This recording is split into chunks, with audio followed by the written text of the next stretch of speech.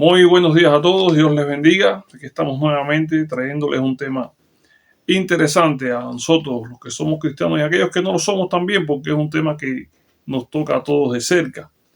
Y es, ¿quién es, cómo era nuestro Señor Jesucristo? ¿Cuál es realmente la imagen que se ha trasladado al mundo de Él? ¿Y cuál es la imagen que realmente Él debió tener?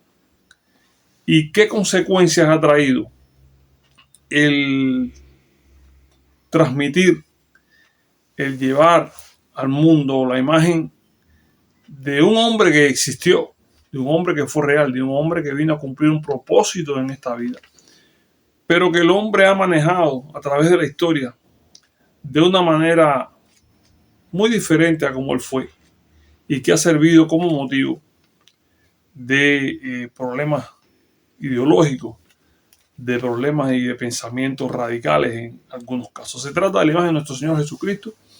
Y sabemos en nuestras viviendas, en nuestras casas, cuando pequeños recordaba que había un cuadro de Jesucristo. Era el llamado corazón de Jesús. Se le decía así porque en el centro de la figura de Jesús había un corazón como con rayos de luz que despuntaban. Y todo el mundo tenía en su casa un corazón de Jesús. Cuando yo era pequeño en mi casa había uno. No era grande, era un cuadro mediano, aproximadamente unos 60 o 70 centímetros por 40, más o menos, así era el cuadro. Pero los había mucho más grandes, había cuadros enormes de 1 metro por 80, e incluso otros de forma apaisada, de forma horizontal, que tenían a Jesús sentado como en un monte, ¿no? En el cielo, en una nube, mirando y contemplando el universo. Pero donde quiera, en cualquier vivienda que usted iba, se encontraba con un corazón de Jesús. Ahora, ¿cómo aparecía Jesús en estos cuadros? Era un hombre rubio, de tez blanca, de unas facciones greco-romanas y de una expresión de paz. Y todo el mundo veía en estas facciones, en estos ojos claros, en este de rubia, la representación del Hijo de Dios, lo que contrarresta con algunos estudios que se han hecho recientemente. Ahora bien, no proviene de fuentes bíblicas esta representación. La Biblia nunca refiere cómo fue realmente, físicamente, Jesús. Más bien, han sido procesos históricos, culturales y artísticos que se han unido para formar la imagen de un Jesús caucásico, de un Jesús blanco, rubio, ojos azules, con toda esta fisonomía europea. Ahora, Jesús de Nazaret fue un judío del Medio Oriente. Todos sabemos que nace en Belén y es criado en Galilea, por lo que habría de tener rasgos característicos de estos pueblos, ¿no? Como serían la piel morena, el cabello oscuro, los ojos marrones y rasgos semíticos propios del pueblo hebreo. Esa debería ser la descripción de Jesús si fuésemos a hacer una pintura de él, que dista mucho o tiene sus diferencias con este cuadro europeizado de nuestro Señor Jesucristo. Ahora, las primeras representaciones, ¿cuáles fueron? Las primeras representaciones que se hicieron de Jesús. Y vamos a ver por qué deviene, cómo es que deviene esta figura europea de nuestro Señor. Las primeras imágenes cristianas del siglo III y IV lo muestran como en forma simbólica, como el buen pastor o como el pez. O sea, no existía una imagen como persona, sino más bien existían símbolos que lo representaban. Y cuando comienza a reproducirse su rostro años después, los artistas adoptaron un ideal de persona. O sea, debido a la cultura greco-romana, el ideal que imperó fue el ideal greco-romano. Rostro sereno, cabello ondulado. Y todo esto marcó a los creadores, a los artistas de aquella época, y comienzan a representar el rostro de Jesús con este ideal. Ahora, ya en la Edad Media y el Renacimiento, que el cristianismo se consolida, y hemos hablado de que en la Edad Media era una época totalmente cristiana, cristiana como conocemos que fue en ese tiempo, un cristianismo que se instauró a todos los niveles, fue violento, se hicieron cosas en exceso, pero bueno, ya en la Edad Media se consolida Europa y los artistas comienzan a pintar a Cristo con los rasgos de su propia gente. Es decir, y esto fue importante porque cuando tú ves a un Dios o al Hijo de Dios representado con los rasgos tuyos propios, en este caso los europeos, tú te familiarizas más con él, lo ves como uno más dentro del contexto. Y en el Renacimiento, que sabemos que fue del siglo XV y XVI aproximadamente, artistas como Leonardo da Vinci y como Michelangelo afianzan la imagen del Cristo blanco y de rasgos europeos. O sea, primeramente toma aquellos rasgos romanos, griegos, pero es en el siglo XV y XVI que se afianza a través de los pintores que ya mencionamos, muy reconocidos, de mucho prestigio, este Cristo blanco y de rasgos europeos, que representaba el ideal de belleza del momento y servía a una función también religiosa, o sea, un Cristo parecido a los fieles. El ideal de belleza que tanto daño ha hecho en la religión, y vamos a ver ahora poco a poco vamos a ir viendo cómo se va mezclando este ideal de belleza, este Cristo europeo, con lo que dice la palabra y todo lo que trae después como consecuencia. Ahora, la expansión del cristianismo jugó también un papel importante que ocurrió entre los siglos XVI y XIX, donde Europa se expande por todo el mundo. Y cuando el arte europeo comienza a representar a Jesús y por extensión a Dios Padre, a los ángeles, a los santos, con rasgos europeos, esto genera una asociación inconsciente entre divinidad y blancura. Por eso, cuando empiezan a llegar los primeros misioneros, que eran que se expande a Europa, a África, a América, a quienes traen como su Dios a un Dios blanco, de ojos azules, caucásico, blanco, que es el que muestran a los nativos de esos lugares.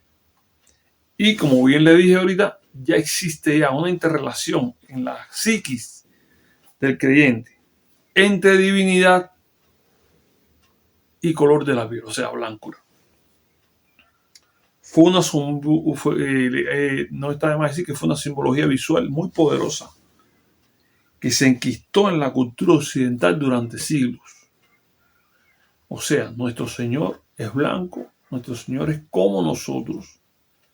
Por tanto, nosotros somos a imagen y semejanza de nuestro Señor. Fíjense, para que ustedes vean cómo son los acontecimientos de la historia y cómo el hombre va elaborando conceptos errados. Pero bueno, en aquel momento se consideraba así. Ahora, el colonialismo juega su papel. Ya dijimos que Europa se expande a África, se expande a Europa entre el siglo XV y XIX. Y llevan los misioneros estas ideas de que Jesucristo es blanco, es un hombre racialmente blanco, y junto con ellos ideas de exclusión y de dominación, porque podríamos llamar un racismo religioso.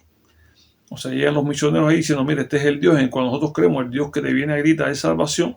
Tú puedes convertirte a su hijo, tú puedes ser también cristiano, pero pensaban ellos, era un cristiano de segunda, no era un cristiano hecho a imagen y semejanza de Jesús, que era un hombre blanco, europeo, de lo que hemos hablado.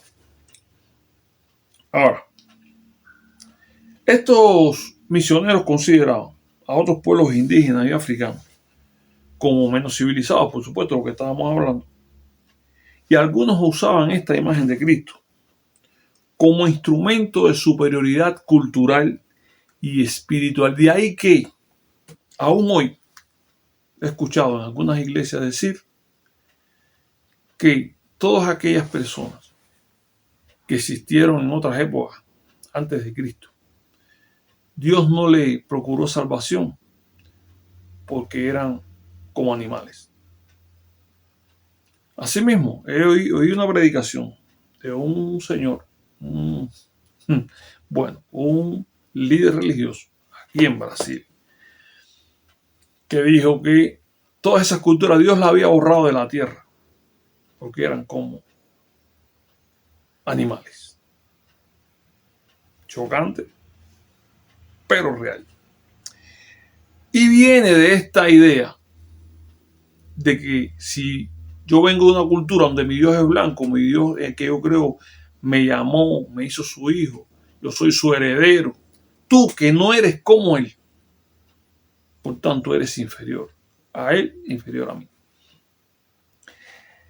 Se entrelazan todas estas descripciones con un tipo de racismo científico que existió en el siglo XIX.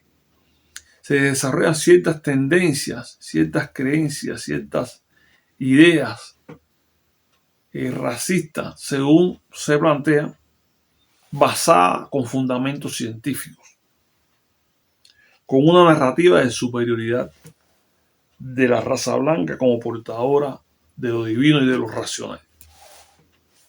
Ahora, en el siglo XX y XXI, muchos teólogos y artistas, y lo hemos leído y lo hemos visto, y líderes religiosos han afirmado que Dios no es este Dios, Cristo no es este Cristo que nos ha mostrado, que se le mostró a los pueblos indígenas, a los pueblos africanos durante mucho tiempo, que Cristo es venido de un ambiente medio oriental con las características de las personas que viven en ese lugar y han tratado de desmantelar esa idea de la idea de un Cristo blanco, un Cristo europeizado. Entonces, nada, mis hermanos, aquí hemos aprendido hoy las consecuencias históricas y sociales derivadas de las situaciones históricas y sociales que trajo la representación de un Cristo que se desconocía en ese momento o no se instruía a la población en la palabra. Y los artistas la representaron como el ideal para ellos. El ideal era el ideal europeo, pero que tuvo después una repercusión no solamente en la iglesia, iglesias que eran iglesias exclusivistas que determinaban que el hombre de otra raza no tenía derecho a la salvación, no tenía derecho a participar en un culto. Igual que grupos radicales que dice que solamente ellos fueron hechos a la imagen de Dios. Ahora, sabemos y conocemos que Jesucristo es mucho más que eso, más que un hombre blanco, más que un hombre de la piel de otro color. Sabemos y conocemos el papel fundamental que juega en la vida espiritual y en el mundo de hoy la persona de nuestro Señor Jesucristo. Las Escrituras nos dan una referencia de esa imagen de Dios que no es si tú eres blanco o no.